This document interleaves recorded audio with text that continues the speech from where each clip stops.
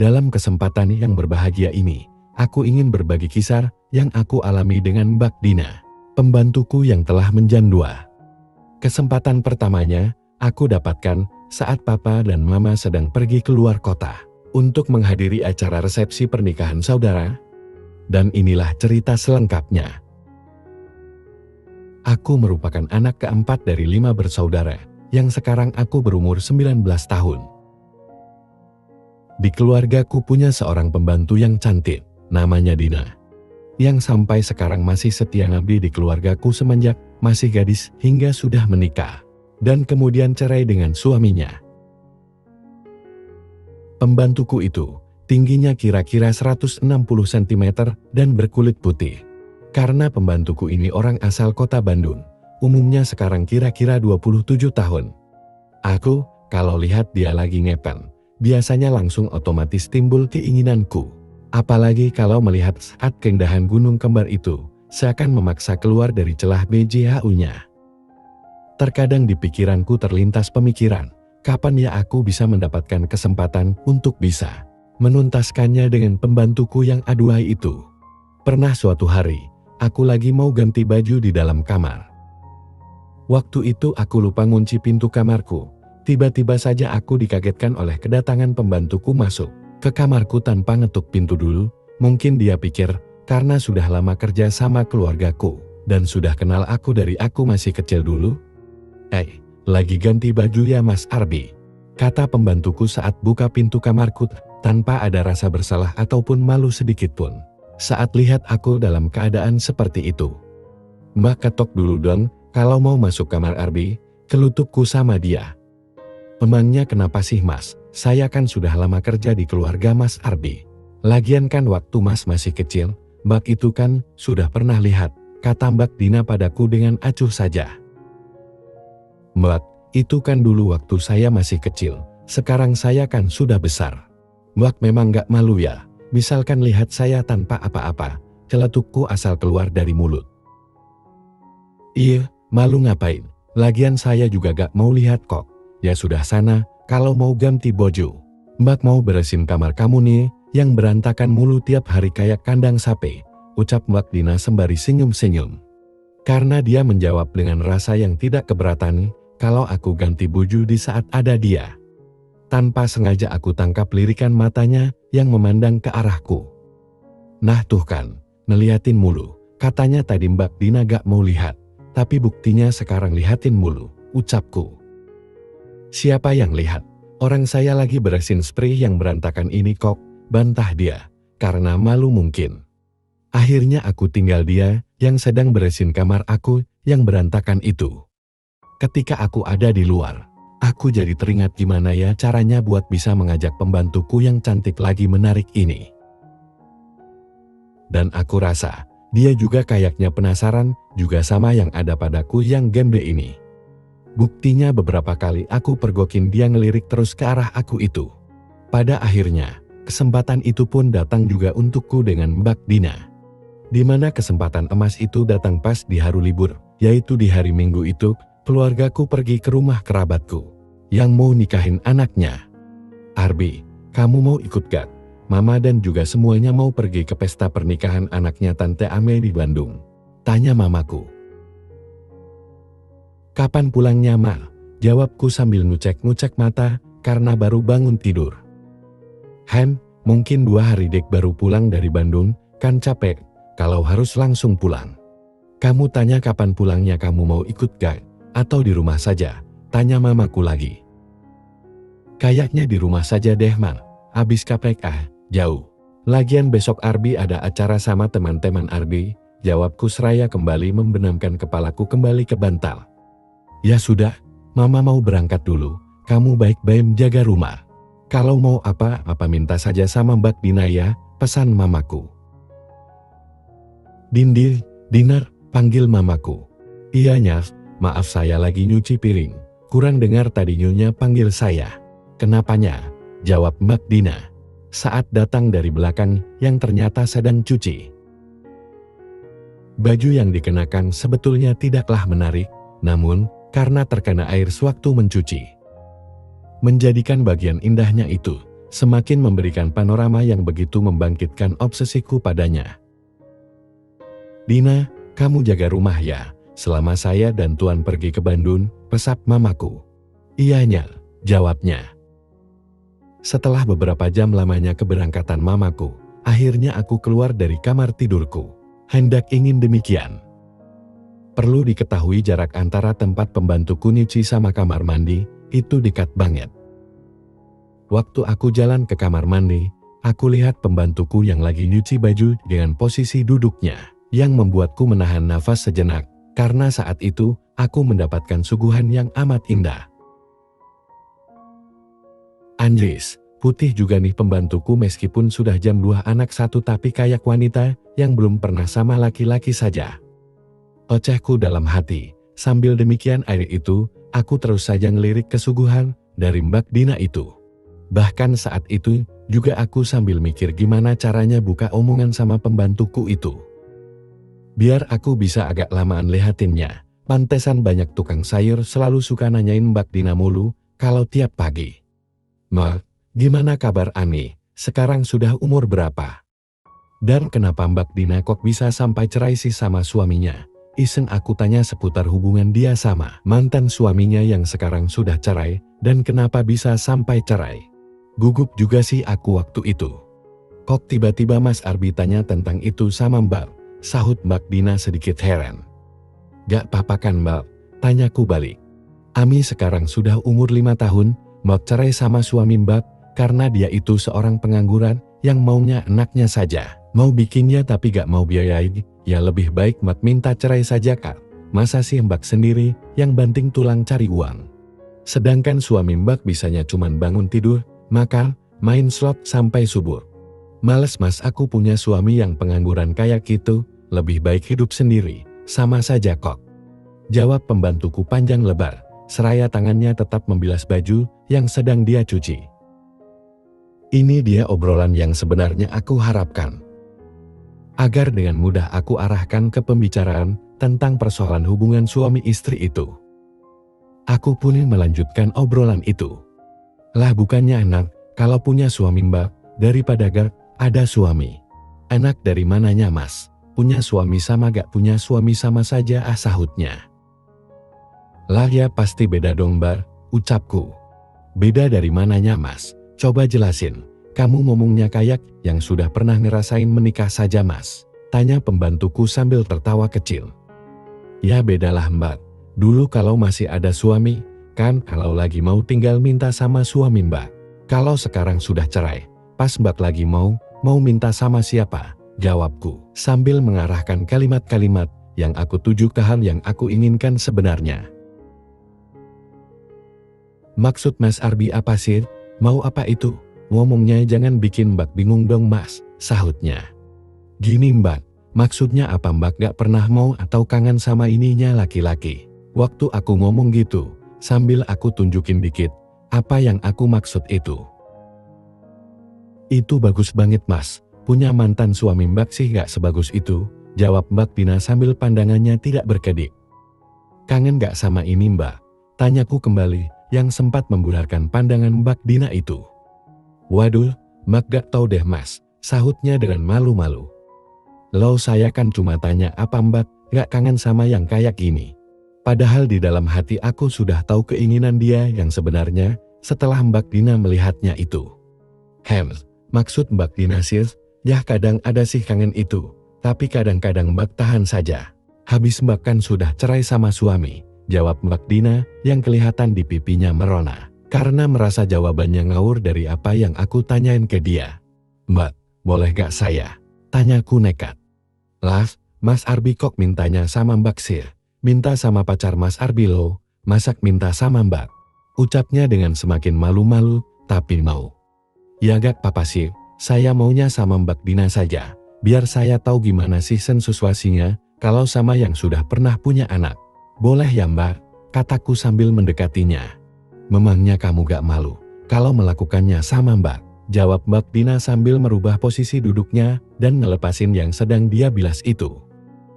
"Ya gak lah Mbak, kan gak ada yang tahu. Lagian kan sekarang gak ada orang selain Mbak Dina sama saya di rumah ini." Jawabku untuk meyakinkannya, biar dia mau kasih yang aku inginkan. Tapi jangan keterusan ya, terus Mas mau diapain sama Mbak? Ucapnya setuju dengan apa yang aku maksudkan. Mendapatkan lampu hijau itu, aku pun segera saja menjulurkan tangan kananku untuk mengajaknya menuju ke kamar tidurku. Mbak Dina menyambut uluran tanganku itu dan mengikuti langkah kakiku. Sesampainya di kamar tidurku, aku pun tidak menyia-nyiakan kesempatan itu. Dan ternyata Mbak Dina memberikan sambutannya dengan sangat antusias. Aku tentu saja semakin bersemangat untuk membawa Mbak Dina menuju sebuah puncak yang indah melalui yang namanya jalan surga dunia itu. Ternyata apa yang aku dapatkan dari Mbak Dina sungguh sangat luar biasa. Mas, sekarang kamu mau ngapain saja Mbak ikutin, kata Mbak Dina sambil mempersiapkan membuka jalan itu seluas-luasnya. Sehingga saat itu tampak pemandangan yang luar biasa indahnya. Mengetahui aku yang sedikit bingung, Mbak Dina segera menariknya dan mengarahkannya pada tempat yang semestinya dengan perlahan. Ternyata apa yang terjadi saat itu juga membuat Mbak Dina sendiri merasa kesenangan. Yang kelihatan dari dia yang selalu mengeluarkan suara manjanya. Cukup lama juga, aku dan Mbak Dina menjalani proses yang sangat menyenangkan itu. Mbak suka gak? Tanyaku sama Mbak Dina. Suka Mas, jangan berhenti ya, pintanya. Kapan saja Mas mau, Mbak akan siap, lanjutnya. Mendengar seruan-seruan Mbak Dina itu, aku pun menjadi semakin bersemangat dan segera mempercepat pergerakanku.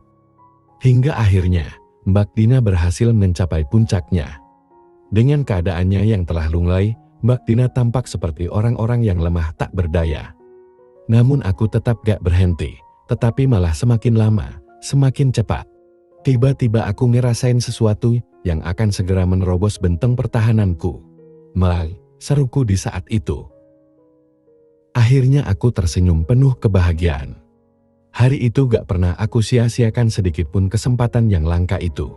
Mumpung aku dan Mbak Dina hanya berdua saja di rumah itu. Setiap saat aku mau, langsung aku samperin saham Mbak Dina. Saat Mbak Dina lagi ngegosok baju misalnya. Tiba-tiba aku samperin dia dari belakang dan langsung memintanya pada Mbak Dina dalam keadaan berdiri.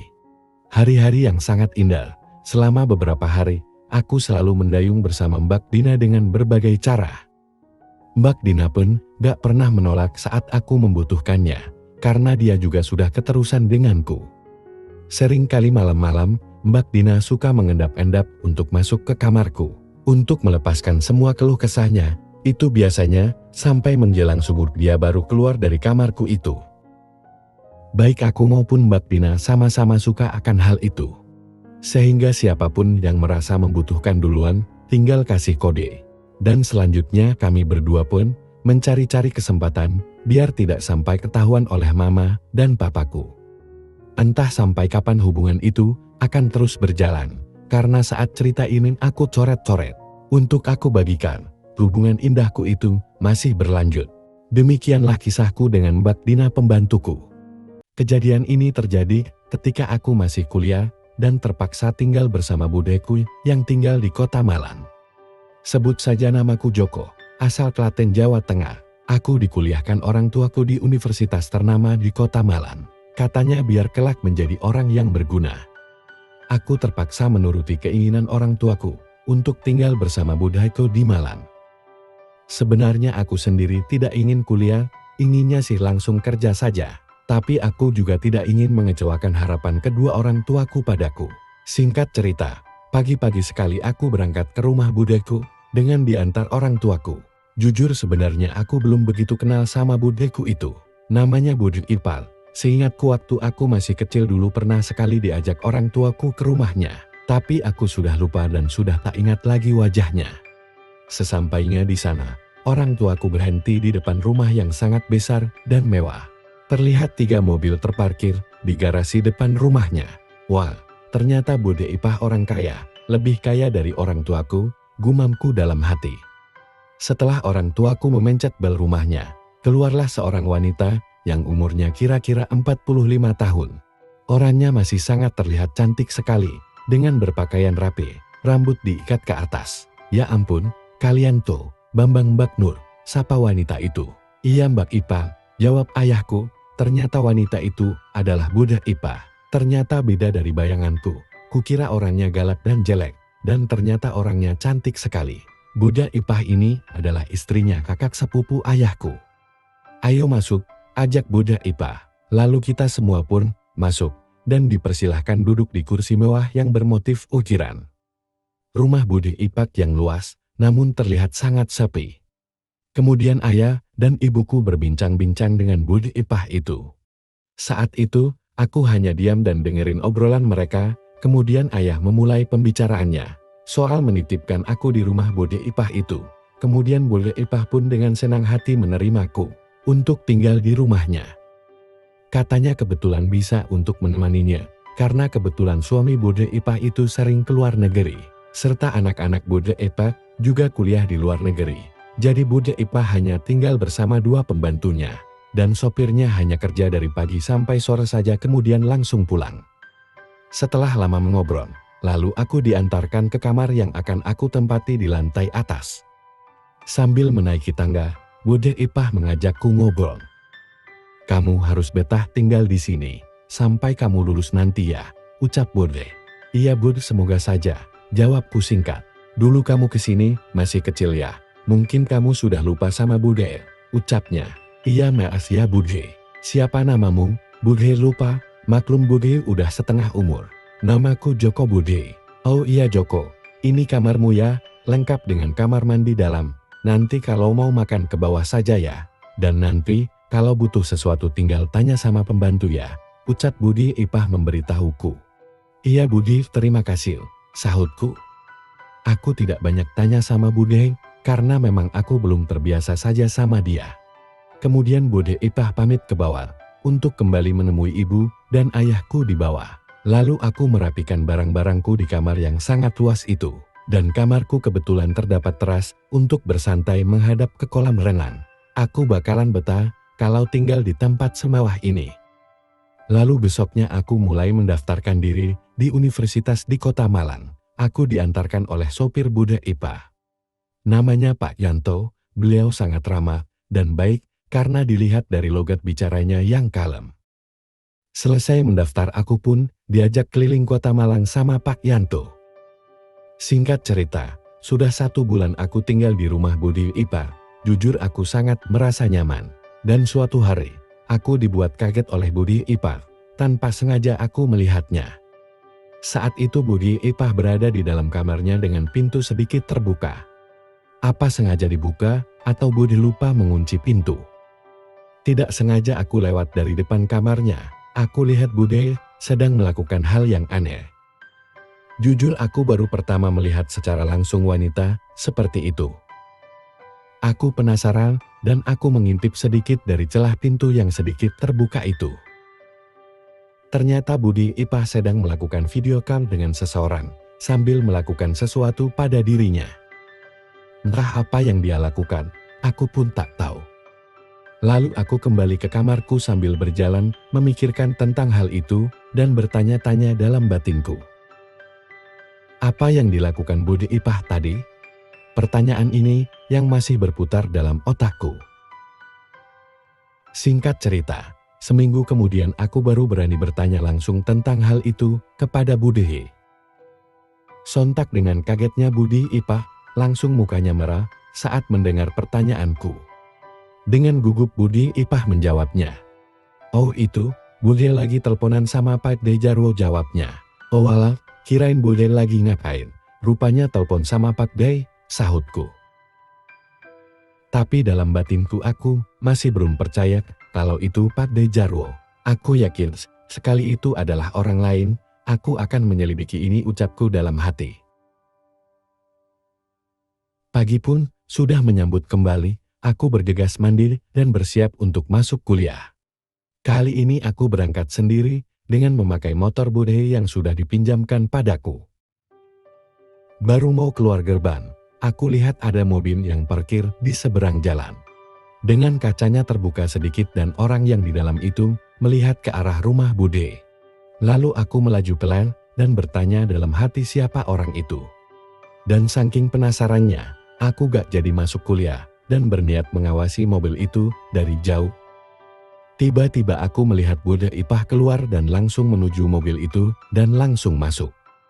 Jelas aku semakin penasaran sama mereka. Aku berniat mengikuti mobil itu. Aku mengikuti dari jauh dan setelah setengah jam perjalanan, mobil itu menuju hotel yang berbintang. Lalu aku menunggu di seberang jalan hotel itu dan sekira 40 menit menunggu, mobil itu pun keluar. Singkatnya mobil itu mampir ke sebuah restoran mewah yang ada di kota Malang. Bude Ipah pun keluar dari mobil itu. Selanjutnya pria muda yang umurnya jauh dari Bude Ipah. Pria itu lumayan keren dan gagah. Apa mungkin itu rekan bisnisnya Bude, pikirku. Dalam batinku bertanya-tanya, dan apa mungkin selingkuhannya, masih tanda tanya dalam benakku. Lalu aku pun segera pulang ke rumah dan tak jadi kuliah. Malamnya aku bertanya lagi pada Bude Ipah. Bude, tadi aku lihat Bude di restoran bersama seorang anak muda, itu siapa Bude? Maaf ya Bude kalau aku kepo, ucapku pada Bude Ipah. Emang kamu lihat di mana Joko? Bude dari tadi di kantor, mungkin kamu salah lihat kali. Bukannya kamu tadi kuliah? Tanya Bude. Ternyata Bude ngeles jawab pertanyaanku. Pasti ada sesuatu disembunyikan Bude, batinku. Iya tadi aku kuliah, tapi cuma sebentar Bude. Jadinya aku diajak teman-temanku jalan-jalan. Tapi tadi itu mirip Bude sekali loh. Apa mungkin aku salah lihat Bude? Ya mungkin John. Wong tadi Bude ada rapat di kantor. Jawab Bude semakin terlihat jelas bohongnya. Jelas aku tidak percaya sama penjelasan Bude Ipah itu. Lalu aku pamit ke kamar setelah percakapan itu. Lalu aku pura-pura tidur cepat. Tapi sampai kamar, aku akan memastikan kalau Bude itu selingkuh. Jam 12 malam, aku turun kembali menuju depan kamar Bude, dengan pelan aku menuju kamarnya. Dan apa yang terjadi? Aku mendengar suara rintihan dari kamar Bude. Aku terus saja mendengarkan suara itu. Saking penasarannya, aku coba melihat dari jendela di atas pintu dengan memakai meja kecil. Dan, apa yang aku lihat itu, sama seperti waktu pertama kali aku melihat Bude. Tapi kali ini beda. Bude terlihat jelas melakukan sesuatu yang aneh bagiku. Lalu aku kembali ke kamarku lagi dan menunggu besok pagi. Semua ini harus aku bongkar. Aku tidak peduli kalau nanti Bude akan marah padaku. Dan kebetulan besoknya hari Minggu, tidak ada pelajaran kuliah, dan Bude juga tidak masuk kantor. Aku akan menanyakan kembali tentang apa yang aku lihat kemarin. Selamat pagi Bude Ipah yang cantik, sapaku pada Bude yang baru keluar dari kamarnya. Pagi juga Jo, tumben kamu sudah bangun, jawabnya. Ini kan hari Minggu Bude, mau olahraga renang, soalnya nanti mau ada ujian renang. Jadi aku mau latihan di rumah, mumpung ada kolam renangnya. Oh gitu ya, jawab Bude singkat. Hari itu Bude Ipah nampak cantik sekali, walaupun baru bangun tidur. Dan sebelum aku mulai renang, aku langsung menanyakan hal itu pada Bude. Bude, aku mau nanya nih. Bude jawab jujur ya. Kalau Bude gak jujur Bude akan menyesal. Mau nanya apa sih Jo? Pagi-pagi gini udah bikin Bude penasaran aja. Iya Bude, soalnya pertanyaan ini mengganggu pikiranku. Kita ngomongnya di kamar Bude aja ya, takut nanti Binem dengar. Lalu kami pun masuk ke kamar dan aku mulai bertanya tentang yang semalam Bude lakukan itu. Bude semalam ngapain? Jawab jujur Bude, karena aku melihat semuanya dari jendela. Apa Joko? Jadi kamu mengintip Bude dari jendela?